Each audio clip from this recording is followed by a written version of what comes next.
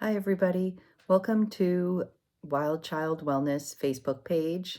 I'm Julie DeVono, and I'm a retired pediatric nurse. And the purpose of this Facebook page is to discuss natural remedies and parenting issues in general, with the idea of wanting to parent your child with a philosophy guided by a natural lifestyle, for lack of a better explanation.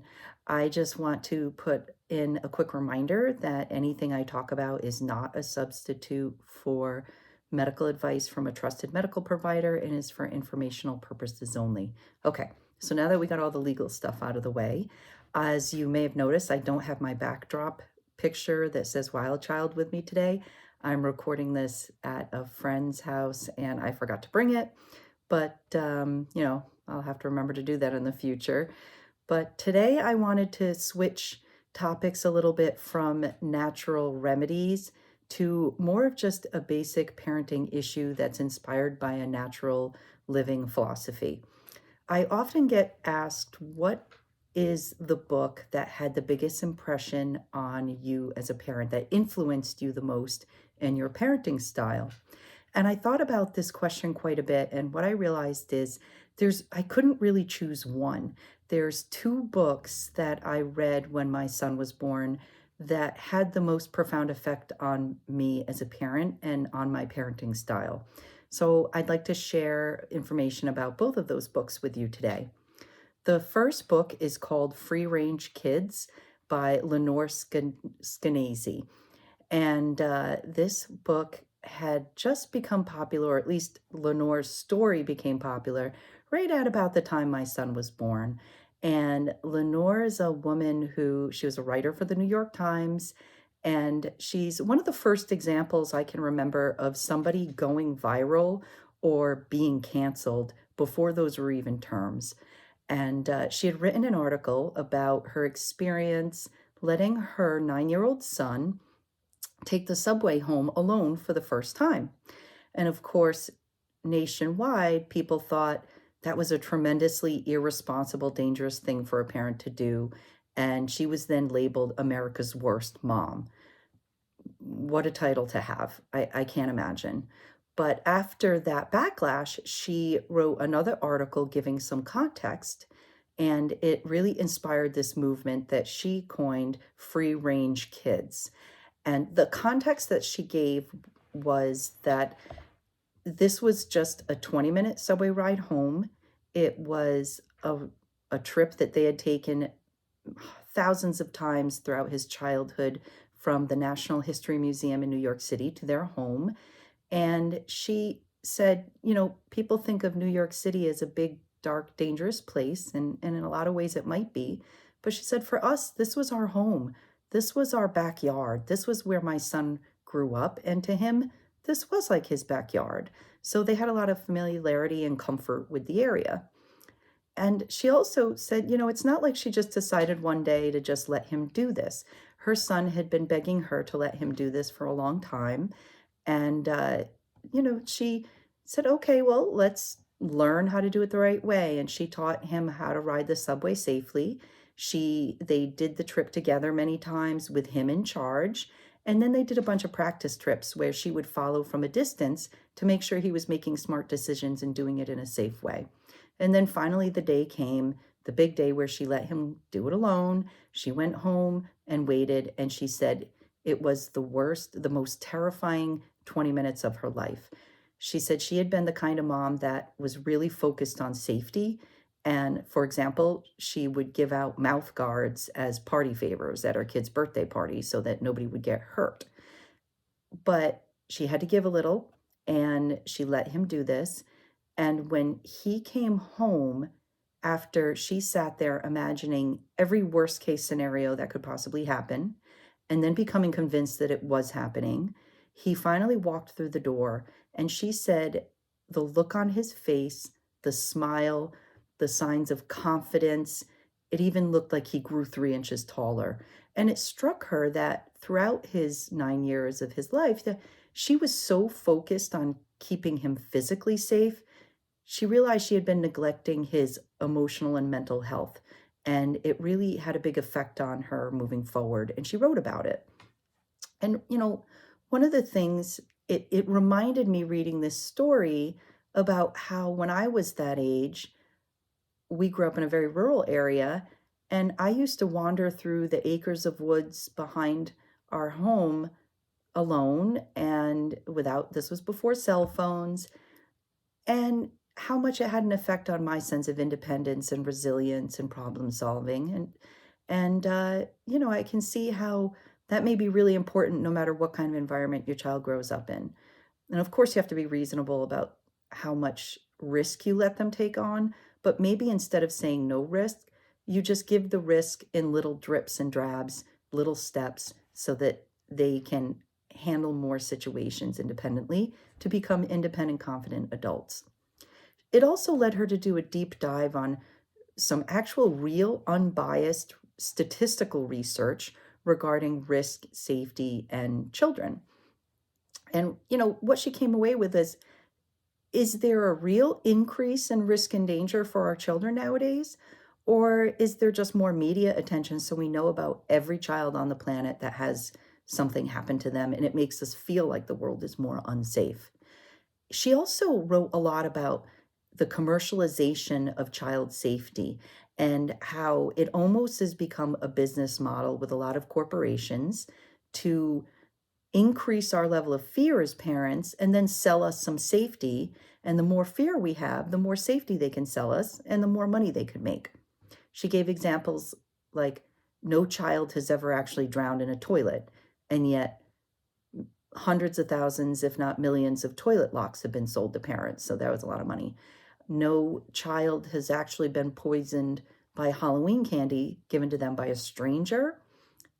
All of the cases, when they actually did research, they found that the candy was given to them by a parent who had some negative intent, but they would say it was from a stranger. And yet every year, thousands of pounds of candy is x-rayed around Halloween at local hospitals because parents think there's something to be afraid of there. And yes, there could be, but there's a difference between could there be a risk and has there been an actual risk proven, so that we can spend our energy on what's real and what we really have to be worried about. Now, what I took away from this as a parenting lesson is there's always a balance between physical safety and allowing space for our children to take risks so that they can develop self-confidence, resilience, and increase self-esteem. Now, honestly, I didn't always get it right either. My son had stitches by the time he was 2. He had a broken arm at 4 years of age. I would sometimes get criticized from other moms about letting my child be too independent, take too many risks. And yes, you don't need to tell me that as a mom. I had concerns about that. But in the end, I think we found the right balance because he turned out to be a pretty confident and resilient teenager now, and I'm sure he's on his way to becoming a very self-confident and resilient adult. So I have to give credit to that book for really opening my eyes to how we can't have it both ways. It would be great if we could guarantee 100% physical safety for our children and know that we can also allow them to accomplish 100% mental and emotional health. But it seems like there's a balance, and the more you tip one way, the more they tip the other way. So it really is about finding that sweet spot and finding that balance where you can give enough risk for them to still be safe, but not suppress their emotional development, their resiliency. The second book is called Last Child in the Woods, and it's by Richard Louv. This book is a little more academic. It's a little drier, but it's definitely worth the effort. It's maybe not as much of an enjoyable read, but it's worth it because the information from it is just so important, especially now.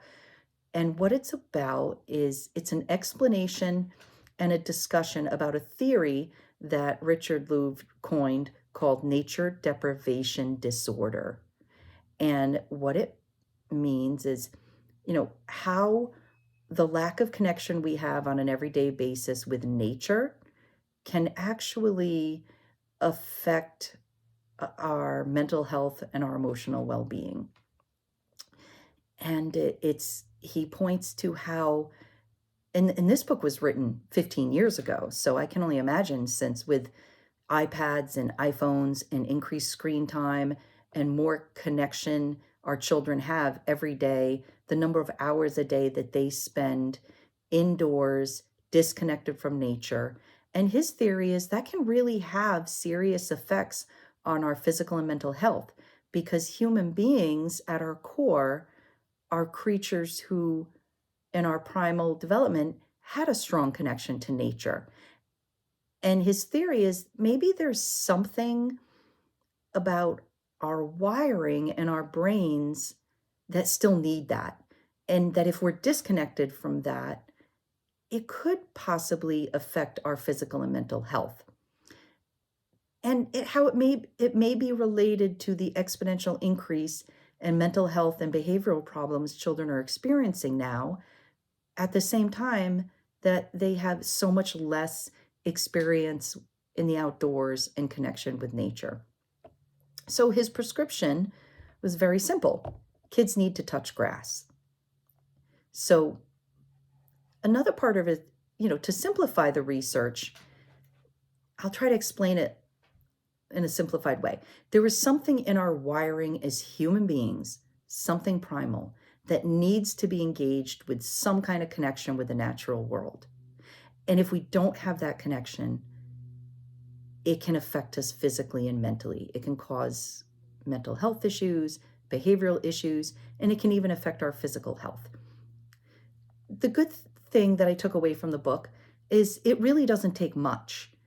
A walk in the park once in a while, or even just, he recommends something as simple, if you live in the city, something as simple as having a little windowsill garden, a couple potted plants that your child is responsible for taking care of and watering and pruning, and just touching those plants and taking care of them and being near them and with them will help decrease the effects of this nature deprivation disorder. Taking a 10-minute walk through maybe a little bit more wilder or natural overgrowth area in even a busy city. So the cutting edge research that he presents in the book showed that direct exposure to nature is essential for healthy childhood development, physically, emotionally, and spiritually. And that he even showed how exposure to nature can be a potent therapy for depression, obesity, and even things like attention deficit disorder, focusing problems. All of these neurological problems could be because there's a disconnection from from nature, from the natural world. He even showed research studies that showed that environmental-based education in some schools or in some extracurricular activities dramatically improved standardized test scores, grade point average, problem solving, critical thinking, creativity, and even decision making. So it's a lot to take in, but the takeaway is reading this book convinced me that getting outside, it isn't just a good thing for our kids, it may be a more necessary thing for our kids. And it inspired me to put a higher priority on that, so that I appreciated how very important it was to just take a couple of minutes out of every day to look at some plants up close, to go outside and run in the grass, or just to maybe even invest in some house plants and let your child have more direct connection with caring for them. Anyway, I hope you all don't mind that it wasn't a health-related topic today, although, I really do think in a lot of ways both these books really have a big impact in improving our children's mental, emotional, and physical well-being. So that's for all for today, and I'll look forward to talking about another topic next week. Remember, you can always reach out to me by email or text me by phone. The phone number is 347-604-2880. And the email address is wildchildwell@gmail.com. And I would love to hear some ideas from you. I would love to hear some suggestions for topics, or even if you have any questions that I can use in discussions like this, it would really help a lot. I look forward to touching base with all of you again next week. Have a great week. And remember, it's a beautiful day out there. Get out there, no matter what kind of day it is. Talk to you later. Bye.